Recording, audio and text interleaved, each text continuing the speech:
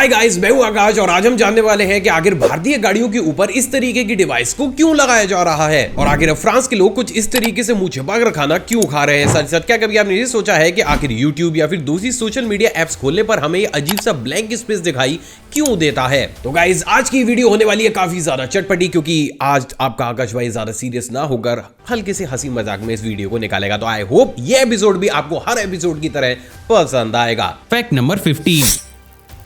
Guys, क्या आपको पता है कि भले ही आप पूरा ही दिन सिगरेट को हाथ ना लगाएं, तब भी उस केसेस में आप पूरे ही दिन 3 से 4 सिगरेट्स को पीते हैं। अब आसपास के लोगों ने अगर आपको जज करना बंद कर दिया हो तो चलिए ये बताता हूं कि ये अजीब सी चीज मैंने क्यों बोली। असल में भी हाल ही में बेंगलोर के अपोलो हॉस्पिटल की chief neurologist doctor Priyanka Rohatgi ने बहुत लंबे समय तक रिसर्च करने के बाद ये आंकड़े दुनिया के सामने रखे हैं कि अगर एक इंसान सिर्फ 2 घंटे ही लगातार चेयर पर बैठता है तो उसका असर हमारी बॉडी के ऊपर 1 सिगरेट पीने के बराबर होता है। यानी कि इन शॉर्ट सिर्फ आपके लिए इस वीडियो को शूट करने में मैं लगभग 1 सिगरेट के बराबर पीता हूं।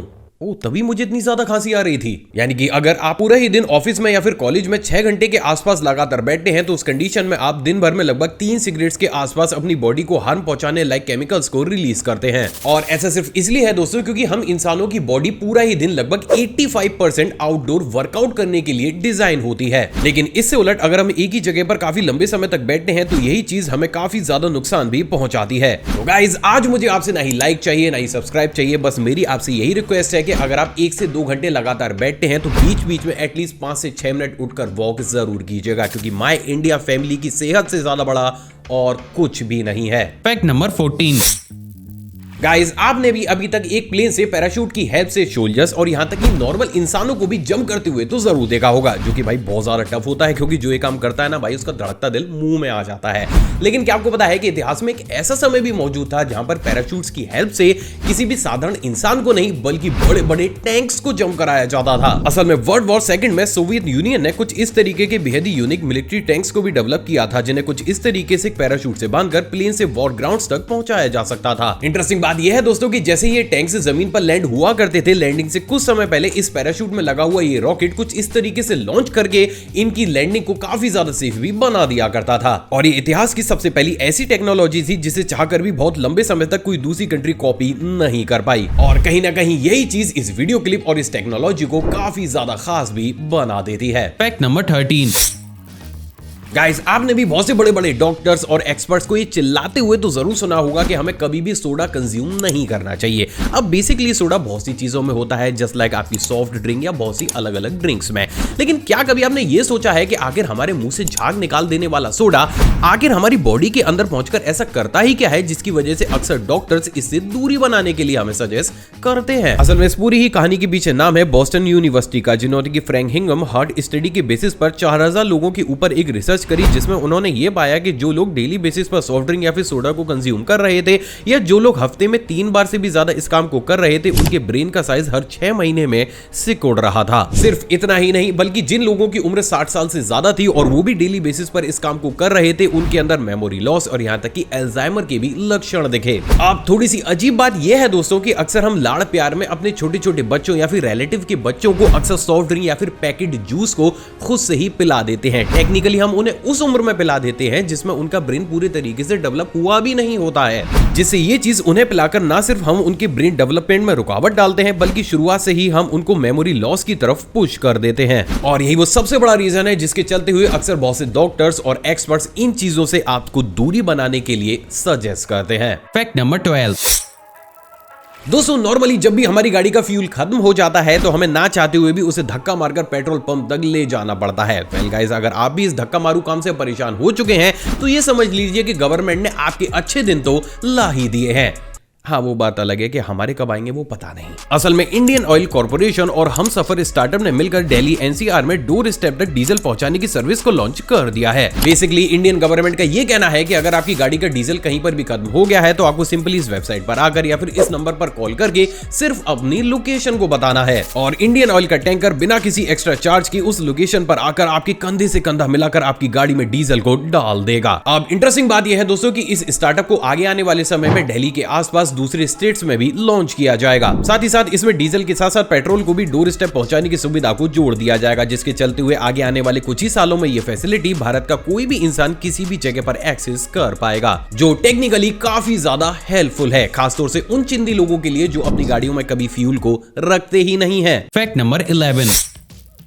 गाइज, आपने भी इस चीज को नोटिस तो जरूर किया होगा कि जब भी हम YouTube को खोलते हैं तो वीडियो लोड होने से पहले हमें कुछ इस तरीके का एक ब्लैंक स्पेस या फिर ढांचा दिखता है, जबकि Facebook ओपन करने के बाद हमें कुछ इस तरीके का एक अलग ढांचा या फिर स्क्रीन दिखती है। सिर्फ इतना ही नहीं, बल्कि अगर आप किसी दूसरी एप्लीकेशन को खोलते हैं तो वहां पर आपको कुछ अलग तरीके की स्क्रीन भी देखने को मिलती है, जिसे देखने के बाद हमें ये लगता है कि अब बस बहुत ही जल्द हमारा कॉन्टेंट लोड होने वाला है। लेकिन टेक्निकल बेसिस पर क्या कभी आपने ये सोचा है कि आखिर इन तरीके की स्क्रीन को डेवलप किया ही क्यों जाता है? असल में गाइज, इनका प्राइमरी काम यूजर्स को थोड़ा सा बेवकूफ बनाकर अपने प्लेटफॉर्म के ऊपर रोके रखना होता है। असल में गाइस, हर एक प्लेटफॉर्म ये चाहता है कि जैसे ही कोई भी यूजर उनकी ऐप या फिर वेबसाइट के ऊपर पहुंचे तो उन्हें कंटेंट जल्द से जल्द प्रोवाइड किया जाए, क्योंकि अगर ऐसा नहीं किया जाएगा और लोडिंग में ज्यादा समय को लिया जाएगा तो बहुत से यूजर्स उस प्लेटफॉर्म या फिर एप्स को सिर्फ इसलिए छोड़ देंगे कि भाई इनका कंटेंट तो काफी ज्यादा स्लो है, तो इनकी ऐप में दम ही नहीं है। अब बेसिकली जब भी आप किसी भी ऐप को ओपन करते हैं तो चाहे आपका इंटरनेट कितना भी ज्यादा तेज क्यों ना हो, प्लेटफॉर्म के सर्वर से कस्टमाइज आपके लिए कंटेंट को आपकी स्क्रीन तक लाने में कुछ समय तो लग ही जाता है, जिसके चलते हुए इनिशियल स्टेज पर कुछ इस तरीके की लोडिंग स्क्रीन को आपकी ऐप पर दिखाया जाता था। लेकिन कहीं ना कहीं ये चीज हमारे दिमाग में ये डालती है कि भाई इस ऐप या फिर इस सर्विस का सर्वर तो काफी ज्यादा स्लो है, तो लोग अक्सर उस ऐप या फिर सर्विस को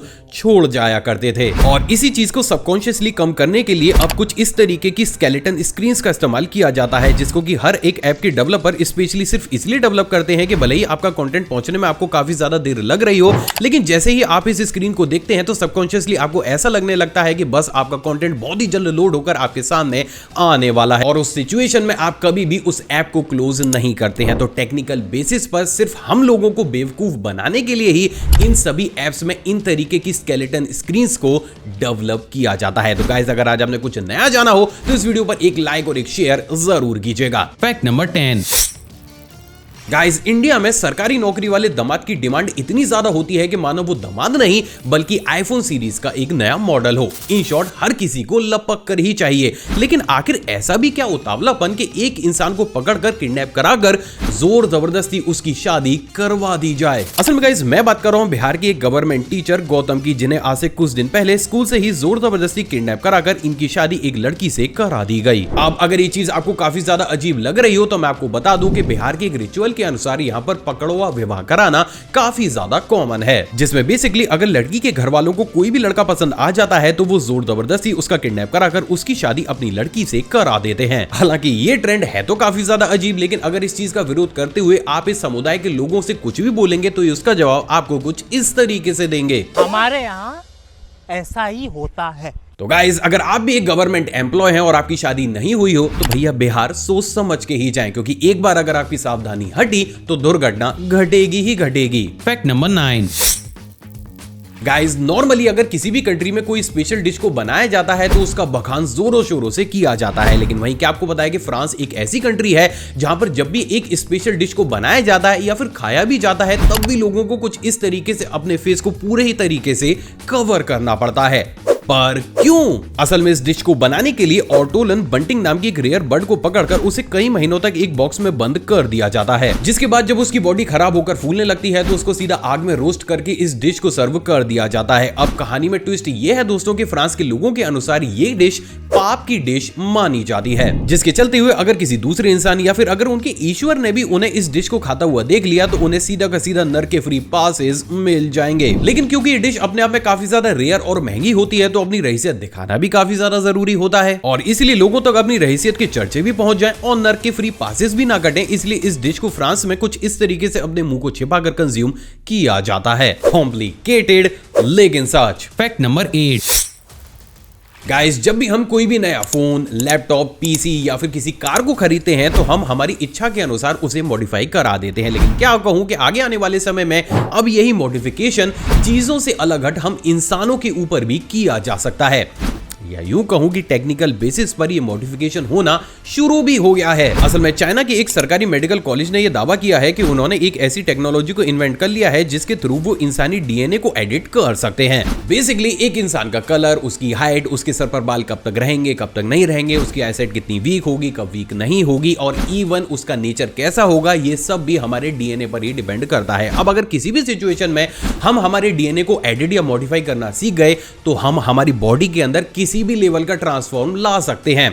बेसिकली अगर आपकी उंगली कट जाए तो आप दोबारा से उसे ग्रो भी करा सकते हैं। अब इंटरेस्टिंग बात यह है दोस्तों कि इसी टेक्नोलॉजी का यूज करते हुए चाइना में ऑलरेडी 3 लड़कियों की डीएनए से कुछ ऐसे पार्ट्स को डिलीट कर दिया गया है जिसकी वजह से वो लड़कियां अब कभी भी बीमार हो ही नहीं सकती। यहां तक कि उनको जानबूझकर कुछ ऐसे सब्सटेंस भी खिलाए गए जिसके खाने के बाद उनको कैंसर होना 100% तय था, लेकिन क्योंकि उनके डीएनए मॉडिफिकेशन किया जा चुका था तो उन्हें कैंसर तक नहीं हुआ। और वास्तव में अगर ये चीज काफी लंबे समय तक सक्सेसफुल रहती है तो ये हर इंसान के लिए किसी वरदान से कम नहीं होगी। लेकिन बस प्रॉब्लम इतनी सी है कि इसे हमारे पड़ोसी ने इन्वेंट किया है, तो टेक्निकल बेसिस पर ये कब तक टिकेगी ये शायद वो खुद ना जानते हो। Fact number 7। गाइस, क्या आपको पता है कि एनसीआरबी की एक रिपोर्ट के अनुसार हमारे देश भारत में हर साल लगभग 11,000 से भी ज्यादा लोगों का देहांत सिर्फ और सिर्फ बिजली के झटके लगने की वजह से ही होता है। लेकिन इंटरेस्टिंग बात यह है दोस्तों कि इन 11,000 लोगों में से ऑलमोस्ट 6,000 लोगों का देहांत तो बिजली के झटके से नहीं बल्कि टेक्निकल बेसिस पर पानी पीने की वजह से होता है। क्योंकि बीइंग एन इंडियन हम में से बहुत ही कम लोगों को यह मालूम होता है कि बिजली के झटके के बाद हमें एक्चुअली में पानी पीना भी चाहिए या फिर नहीं। तो चलिए आज इसे भी समझते हैं। असल में जैसे ही हम इंसानों को बिजली का झटका लगता है तो भले ही उस मोमेंट के बाद वो इंसान बिजली के कांटेक्ट में हो या फिर ना हो, लेकिन फिर भी हमारी बॉडी के अंदर इलेक्ट्रिक चार्ज मौजूद होता है जिसको कि डिसॉल्व करने में बॉडी को लगभग 30 से 45 मिनटों का समय लगता है। अब अगर उस कंडीशन में पेशेंट को रिलैक्स कराने के लिए आप उसे नहला देते हैं या फिर पानी को पिला देते हैं तो कहीं ना कहीं यही चीज हमारी बॉडी के अंदर मौजूद उस इलेक्ट्रिक चार्ज की इंटेंसिटी को बढ़ा देती है, जो टेक्निकल बेसिस पर उस इंसान के लिए कभी भी सही नहीं होता।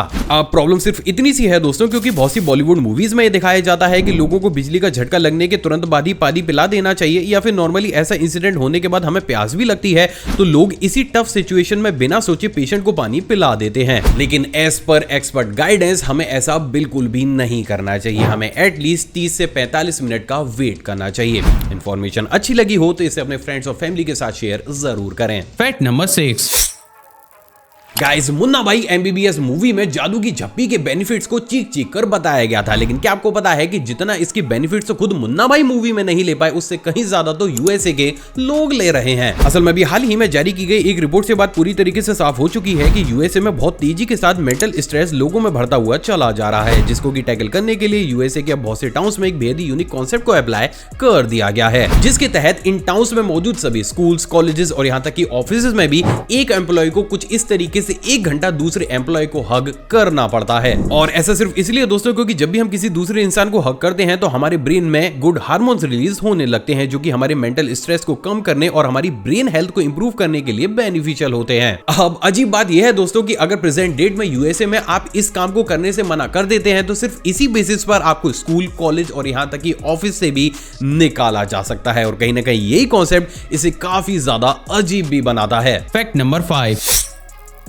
गाइस, जब मार्केट में पोकेमोन गो गेम को रिलीज किया गया था तो हमें से बहुत से लोग अपने फोन को पकड़कर पूरा ही दिन पोकेमोन को पकड़ एक बकेट में डालते रहते थे। लेकिन क्या आपको पता है कि बहुत ही जल्द यही ओरिजिनल पोकेमोन गो गेम हमारे देश भारत के उत्तर प्रदेश स्टेट में खेला जा रहा है। लेकिन फर्क सिर्फ इतना सा है कि यहाँ पर हमें किसी पोकेमोन को नहीं पकड़ना होगा बल्कि लोगों को सड़क पर बैठे हुए भिखारियों को पकड़ कर एक संस्था में डालना होगा। अब आखिर भिखारियों के साथ ये अत्याचार क्यों होगा, चलिए ये समझते हैं। असल में वाराणसी की एक संस्था बेगर कॉर्पोरेशन है इस स्कीम को निकाला है कि अगर आप सड़क के किनारे बैठे हुए किसी भी भिखारी को उठाकर इस संस्था को दे देते हैं तो उसके बदले में ये संस्था आपको एक मोटी प्राइज मनी देगी। साथ ही साथ ये उस भिखारी की स्किल को समझकर उसको जॉब या फिर किसी भी बिजनेस में लगा देंगे, जिसके चलते हुए वो इंसान भी आगे चलकर आत्मनिर्भर बन जाएगा। एंड ऑनेस्टली अगर ये कॉन्सेप्ट सक्सेसफुल हो जाता है तो गाइज हम लोगों का तो पता नहीं, लेकिन हाँ भिखारियों के तो अच्छे दिन जरूर आएंगे। वैसे आपको ये कॉन्सेप्ट कैसा लगा आप अपनी राय नीचे कमेंट सेक्शन में कमेंट जरूर कीजिएगा। और अब तो मैं हर एक की कमेंट पढ़ता भी हूं, रिप्लाई भी देता हूं, तो नीचे कमेंट हर हाल में कीजिएगा। Fact number 4। दोस्तों, अभी तक तो आपको हमारे देश में खाने पीने से लेकर पहनने तक की सारी ही डुप्लीकेट चीजें बेहद ही आसानी से देखने को मिलती थी। हालांकि अब तो माहौल ये भी आ चुका है कि हमारे पड़ोस में खड़ा हुआ इंसान अंदर से कैसा है ये तक भी पता ना चलता।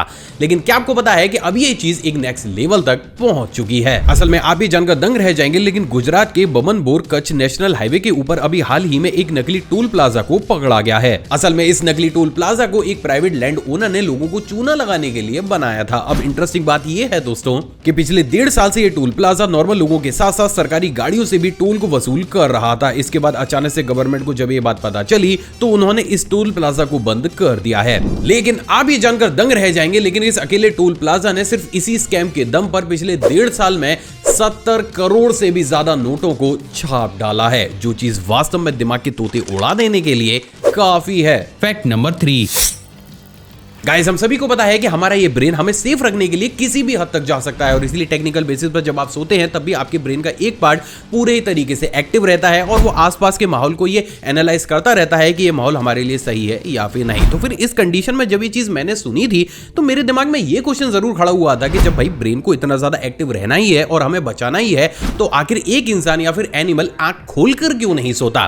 तो गाइस, आज के इस फैक्ट में एक वेरी इंटरेस्टिंग सी चीज मैं आपको बताने वाला हूं, जिसके सुनने के बाद आपको भी पता चल जाएगा कि आखिर हम इंसान और एनिमल्स जब सोते हैं तो हमें हमारी आंखें बंद करनी ही क्यों पड़ती हैं। असल में गाइस, रीसेंट स्टडी से बात पूरी तरीके से क्लियर हो चुकी है कि पूरे ही दिन हमारे ब्रेन की एनर्जी का स्टेट 50% हमारा विजन ही कंज्यूम करता है, जबकि बची हुई बाकी की 50% एनर्जी बाकी के सेंसेस या फिर इंफॉर्मेशन को स्टोर करने में खर्च की जाती है। अब अगर इस कंडीशन में एक इंसान या फिर एनिमल आंख खोलकर सोना शुरू कर दे तो उसके ब्रेन सोते वक्त अपनी एनर्जी को कभी भी रिस्टोर कर ही नहीं पाएगा। और यही वो सबसे बड़ा कारण है जिसके चलते हुए आपने भी इस चीज को नोटिस जरूर किया होगा कि जो भी इंसान ब्लाइंड होता है उसके बाकी के सेंसेस काफी ज्यादा शार्प होते हैं। ऐसा सिर्फ इसलिए होता है क्योंकि वो 50% जो कि हमारा विजन कंज्यूम कर रहा होता है, वो ब्रेन उस केस में उस एनर्जी को दूसरे सेंसेस को देने लगता है। और इसलिए भी अगर कोई इंसान बचपन से ही या फिर वो जन्म लेता है तब भी उस कंडीशन में अगर वो ब्लाइंड होता है तो उस कंडीशन में उसकी मेमोरी नॉर्मल इंसानों के कंपैरिजन में भी काफी ज्यादा तेज होती है। सो फाइनली अब आप ये भी जानते हैं कि आखिर हम क्यों आंख खोलकर कभी भी क्यों नहीं सोते। Fact number 2।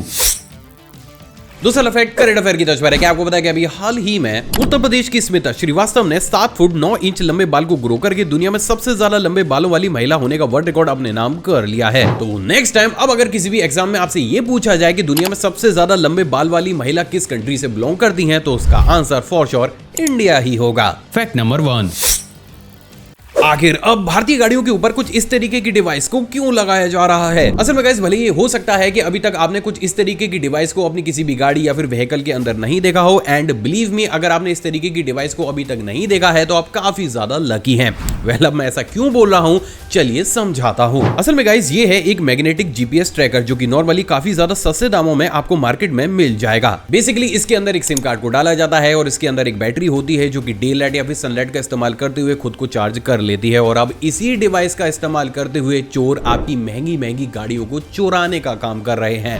अब आखिर क्या है ये पूरा माजरा, चलिए समझते हैं। असल में आज से 1 साल पहले ये अजीब सा ट्रेंड यूएसए में शुरू हुआ था, जहां पर कार को चुराने के लिए महंगी गाड़ियों के नीचे या फिर कहीं ऐसी जगह पर जहां पर नॉर्मली इंसानी आंखें उसे नहीं देख पाती हैं, उन पार्ट्स पर इस डिवाइस को चिपका दिया जाता है, जिसके बाद ये डिवाइस आपकी गाड़ी की करंट लोकेशन चोरों तक पहुंचाने लगती है। एंड एज अ रिजल्ट आपकी गाड़ी कहां पर पार्क की जाती है, आपका घर कहां पर है, आपका ऑफिस कहां पर है, घर से ऑफिस के बीच आप कितनी देर कहां पर रुकते हैं, एंड मोर ओवर किस जगह पर आपकी गाड़ी को चुराना काफी ज्यादा ईजी है, ये सारा का सारा डेटा सिर्फ 1 हफ्ते के अंदर ही चोरों तक पहुंच जाता है। जिसके बाद वो चोर बेहद ही आसानी से पुलिस की निगाहों से बचकर आपकी गाड़ी को आपकी नाक के नीचे से उड़ा ले जाते हैं। वहीं दोस्तों, अब बात अगर इंडिया की जाए तो इंडिया की भी कुछ मेट्रो सिटीज में बहुत छोटे स्केल पर इन तरीके के स्कैम्स हमें देखने को मिल रहे हैं, जहां पर ये लोग किसी गलत इरादे से एक ऐसी ही डिवाइस को आपकी कार, स्कूटी या फिर बाइक में इंस्टॉल कर देते हैं। तो गाइस, अगर आगे आने वाले समय में आप इन्हीं तरीके की अजीब सी डिवाइस को अपने किसी भी व्हीकल में देखते हैं तो उसको हटाने की बजाय सीधा का सीधा पुलिस से कांटेक्ट करें, क्योंकि हो सकता है कि इस डिवाइस की मदद से हम उस गलत इरादे वाले इंसान को पकड़वा सकें। तो फाइनली अब आप ये भी जानते हैं कि आखिर अब क्यों भारतीय गाड़ियों के ऊपर इन तरीके की अजीब सी डिवाइसेस हमें देखने को मिल रही हैं। आई होप दोस्तों आज का एपिसोड आपको पसंद आएगा और ऑलरेडी आपने इस वीडियो को लाइक कर दिया होगा। मुझसे इंटरेक्शन को बढ़ाना चाहते हैं तो नीचे कमेंट सेक्शन में कमेंट कीजिएगा, या फिर आप चाहें तो मुझे सेकंड पर भी सीधा फॉलो कर सकते हैं। वहां भी मैं कुछ ना कुछ फैक्ट या वीडियोस तो डालता ही रहता हूं, तो प्लीज वहां भी मुझे सपोर्ट जरूर कीजिएगा। एक और फ्रेश कमाल एपिसोड में आपसे दोबारा मुलाकात होगी दोस्तों। जय हिंद। और हाँ, जाने से पहले इन वीडियोस को भी चेकआउट जरूर कीजिएगा, क्योंकि आजकल अपलोड में जल्दी कर रहा हूं, तो देख लीजिए पहले ही।